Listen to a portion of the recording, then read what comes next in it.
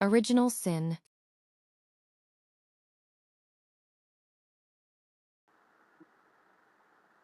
ప్రభువైన యేసుక్రీస్తు నామములో మీకు అందరికి వందనాలు తెలియజేస్తున్నాను. పాప సిద్ధాంతం 4వ భాగం. ఆది పాపం పరిచయం. ఆది పాప సిద్ధాంతం క్రైస్తవ వేదాంత శాస్త్రంలోని పునాది బోధనాలలో ఒకటి. ప్రతి మానవుడు పాప స్వభావంతో ఈ లోకంలోకి ఎందుకు ప్రవేశిస్తాడో మరియు మానవాళిలో పాపం ఎందుకు సార్వత్రికంగా ఉందో ఇది వివరిస్తుంది.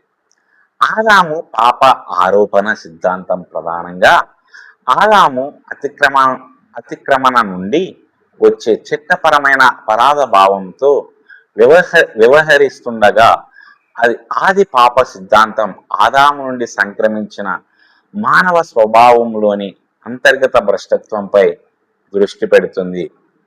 ఆది పాపం అంటే ఒక వ్యక్తి సాధ్యమైనంత పాపి అని కాదు, దానికి బదులుగా మానవ స్వభావములోని ప్రతి అంశం పాపంచే ప్రభావితమైందని మరియు ప్రజలందరూ నీతికి బదులుగా చెడు వైపు మొగ్గుతో జన్మిస్తారని దీని అర్థం. మానవాళికి పాపం చేసే సార్వత్రిక ప్రవృత్తిని మరియు దైవ కృప లేకుండా దేవుణ్ణి మెప్పించలేకపోవడాన్ని వివరించడానికి ఈ సిద్ధాంతం సహాయపడుతుంది. ఇందులో 11 విషయాలు కలవు. మొదటగా ఆది పాపం యొక్క నిర్వచనం. ఆది పాపం అంటే ఆదాము పతనం ఫలితంగా మానవులందరూ వారసత్వంగా పొందిన పాపపు స్థితి. ఇందులో 2 సంబంధిత వాస్తవాలు ఉన్నాయి. ఆదాము యొక్క ప్రతినిధి పాపము నుండి ఉత్పన్నమయ్యే వారసత్వ అపరాధ భావం, మానవ స్వభావాన్ని ప్రభావితం చేసే వారసత్వ భ్రష్టత్వం. ఒక సంకుచిత అర్థములో దైవశాస్త్ర వేత్తలు తరచుగా ఆది పాపం అనే పదాన్ని ప్రత్యేకంగా వారసత్వ భ్రష్టత్వాన్ని సూచించడానికి ఉపయోగిస్తారు. ఈ భ్రష్టత్వం వ్యక్తిగత ఎంపికల ద్వారా సంపాదించబడదు, అది పుట్టుకతోనే ఉంటుంది. దావీదు ఈ సత్యాన్ని అంగీకరిస్తూ ఇలా వ్రాశాడు: ఇదిగో నేను పాపములో పుట్టి తిని, పాపములోనే నా తల్లి నన్ను గర్భం ధరించెను. కీర్తన 51:5.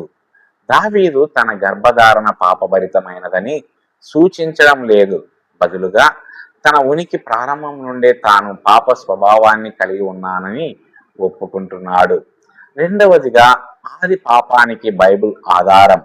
ఆది పాప సిద్ధాంతం లేఖనాలలో దృఢంగా పాతుకుపోయింది. మొదటగా కీర్తనలు 51:5. ఇదిగో నేను పాపములో పుట్టి తిని, పాపములోనే నా తల్లి నన్ను గర్భం ధరించెను. ఈ వచనం గర్భధారణ నుండే మానవ స్వభావం పాపభరితంగా ఉంటుందని బోధిస్తుంది. దావీదు తన సమస్యకు మూలం పాపపు క్రియలు మాత్రమే కాదని, అది తన పాపపు స్వభావమని గ్రహించాడు. రెండవదిగా రోమా 5:12. కాబట్టి ఒక మనిషిని వలన పాపము లోకములోనికి ప్రవేశించెను, ఆ పాపము వలన మరణము కూడా ప్రవేశించెను. ఆదాము ద్వారా పాపం మానవ జాతిలోనికి ప్రవేశించి మానవాళి మొత్తాన్ని ప్రభావితం చేస్తూనే ఉంది. 3 ఎఫెసీ 2:3. మరియు మీరు స్వభావరీత్యా దేవుని ఉగ్రతకు పాత్రులైనవారు, కేవలం క్రియల ద్వారానే ప్రజలు దైవ కోపానికి పాత్రులవుతారని పౌలు చెప్పలేదు. వారు స్వభావరీత్యా దైవ కోపానికి పాత్రులు. 4వదిగా ఆదికాండం 8:21. మనిషిని హృదయ తలంపు యవ్వనం నుండి చెడ్డదై ఉన్నది, చెడు వైపు మొగ్గు చూపడం మానవ జీవితంలో ప్రారంభంలోనే కనిపిస్తుంది. 5 ఇర్మియా 17:9. హృదయము అన్నిటికంటే మోసకరమైనది, అది మహా దుష్టమైనది. సమస్య మానవ హృదయంలోనే ఉంది. 3వ విషయం ఆది పాపం యొక్క మూలం. ఆది పాపం ఆదాము పతనములో ఉద్భవించింది. పాపం లోకంలోకి ప్రవేశించడానికి ముందు ఆదాము నీతిమంతుడు, ఆదాము పరిశుద్ధుడు, ఆదాము నిర్దోషి. అతని అవిధేయత తర్వాత అతని స్వభావం చెడిపోయింది, దేవునితో అతని సహవాసం తెగిపోయింది. అతని సంతానం అతని పతనమైన స్థితిని వారసత్వంగా పొందారు. ఆదికాండం 5:3 ఒక ముఖ్యమైన సూచనను అందిస్తుంది. ఆదాము 130 సంవత్సరాలు బ్రతికి తన స్వరూపమందు ఒక కుమారుణ్ణి కనెను. ఆదాము మొదట దేవుని స్వరూపంలో సృష్టించబడ్డాడు. పతనమైన తర్వాత ఆదాము సంతానము ఆదాము యొక్క పతనమైన స్వరూపములో జన్మించారు. ఆ భ్రష్ట స్వభావం తరతరాలకు సంక్రమించింది. 4వ విషయం, ఆది పాపం యొక్క సార్వత్రికత. ఆది పాపానికి బలమైన సాక్ష్యాలలో ఒకటి దాని సార్వత్రికత. మొదటగా సార్వత్రిక మానవ పాప స్వభావము.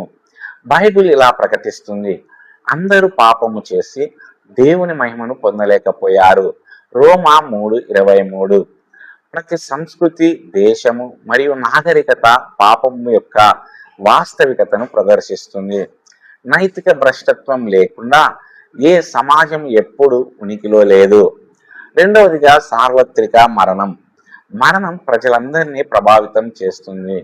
పసిపిల్లలు కూడా చనిపోతారు. పాపం ద్వారా మరణం ప్రవేశించిందని పౌలు బోధిస్తాడు. మరణం యొక్క సార్వత్రిక ఉనికి సార్వత్రిక పాప స్థితిని సూచిస్తుంది.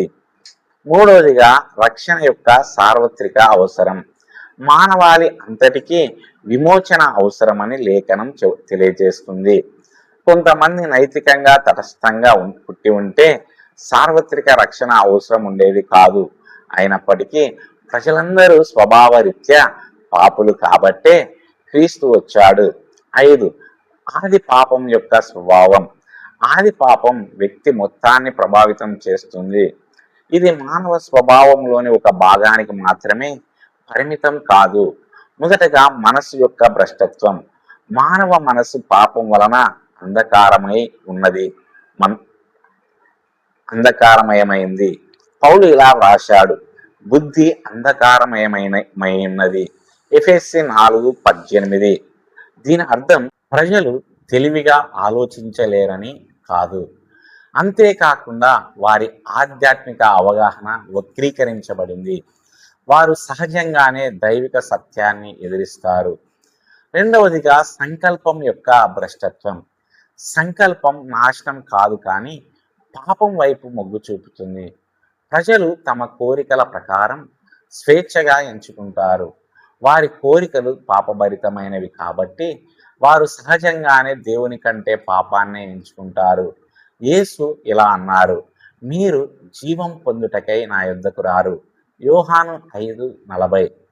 మూడవదిగా భావోద్వేగాల భ్రష్టత్వం. మానవ అనురాగాలు అస్తవ్యస్తంగా ఉంటాయి. ప్రజలు తరచుగా తాము ద్వేషించవలసిన వాటిని ప్రేమిస్తారు మరియు తాము ప్రేమించవలసిన వాటిని ద్వేషిస్తారు. దేవుణ్ణి సర్వోన్నతంగా ప్రేమించడానికి బదులు పతనమైన మానవాళి తమను తామే ప్రేమించుకుంటుంది. 4వదిగా మనస్సాక్షి యొక్క భ్రష్టత్వం. మనస్సాక్షి చురుకుగా ఉంటుంది, కానీ పాపం వల్ల ప్రభావితం అవుతుంది.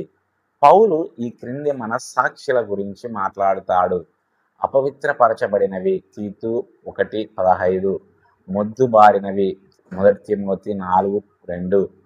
5వదిగా శరీర భ్రష్టత్వం.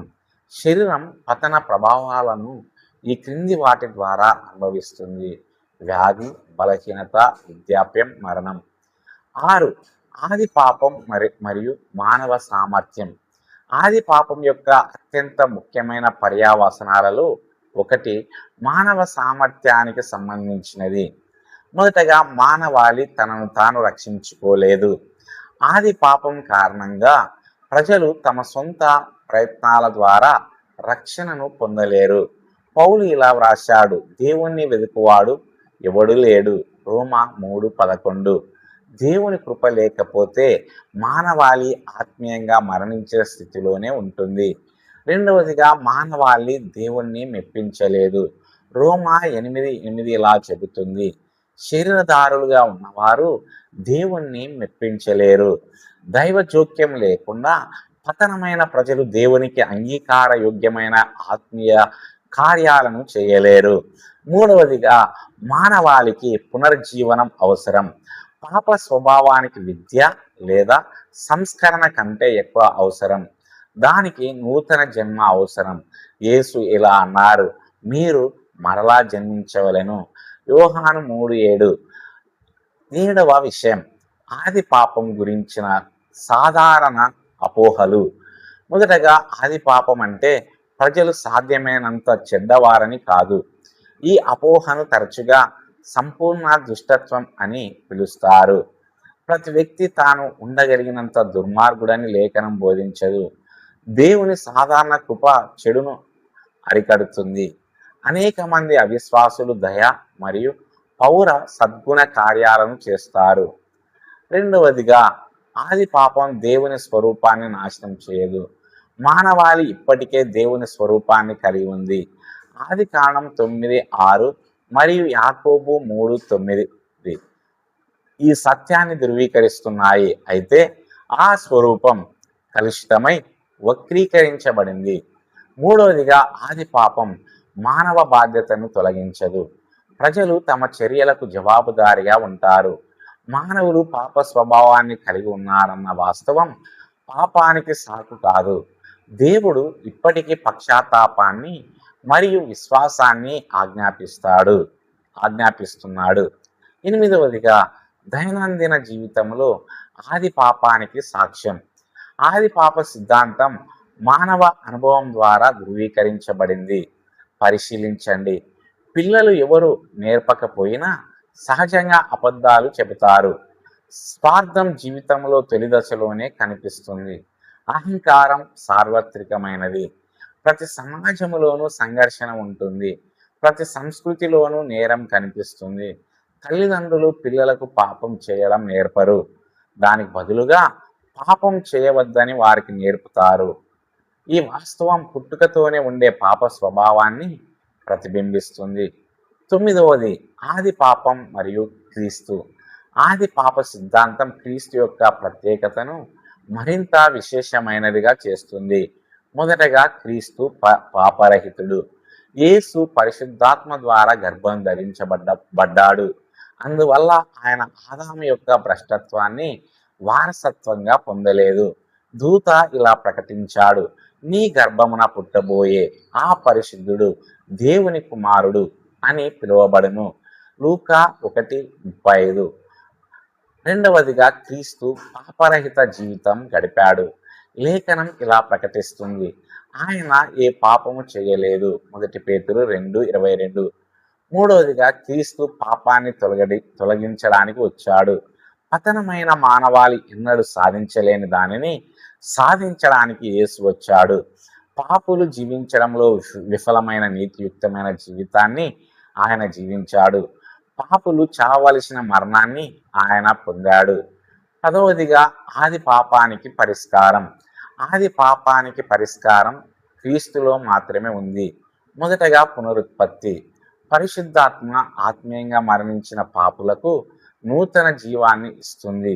రెండవదిగా, నీతిమంతులుగా తీర్చబడడం. క్రీస్తు నందు విశ్వాసం ద్వారా దేవుడు అపరాధాన్ని తొలగిస్తాడు. 3, పరిశుద్ధపరచబడడం. వారసత్వంగా సంక్రమించిన భ్రష్టత్వపు శక్తి క్రమంగా బలహీనపడుతుంది. 4, మహిమపరచడం. ఒకనాడు విశ్వాసులు పాపపు ప్రభావం నుండి పూర్తిగా విముక్తి పొందుతారు. దేవుని ప్రజల అంతిమ విమోచనలో పరిపూర్ణ పరిశుద్ధత ఉంటుంది.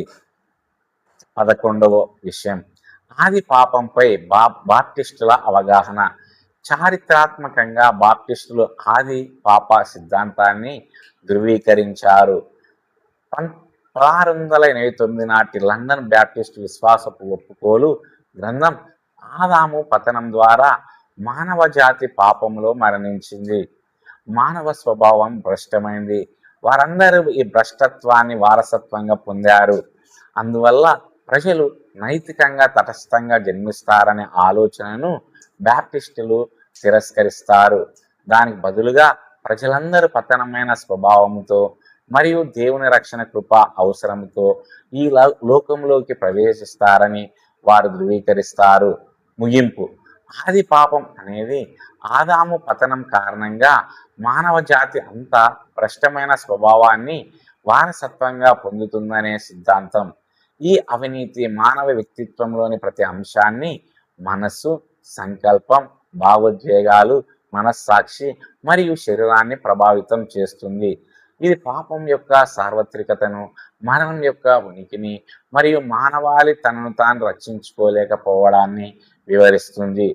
ఆది పాపం మానవ వినాశనం యొక్క లోతును వెల్లడిస్తున్నప్పటికీ అది యేసుక్రీస్తు యొక్క ఆవశ్యకతను మరియు మహిమను కూడా నొక్కి చెబుతుంది. ఆయన రక్షణ కార్యం ద్వారా విశ్వాసులు క్షమాపణను, నూతన జీవితాన్ని, క్రమమైన పవిత్రీకరణను మరియు రాబోయే యుగంలో పాపము నుండి సంపూర్ణ స్వేచ్ఛ యొక్క వాగ్దానాన్ని పొందుతారు. దేవుడు ఈ మాటలు దీవించునుగాక. ఆమేన్.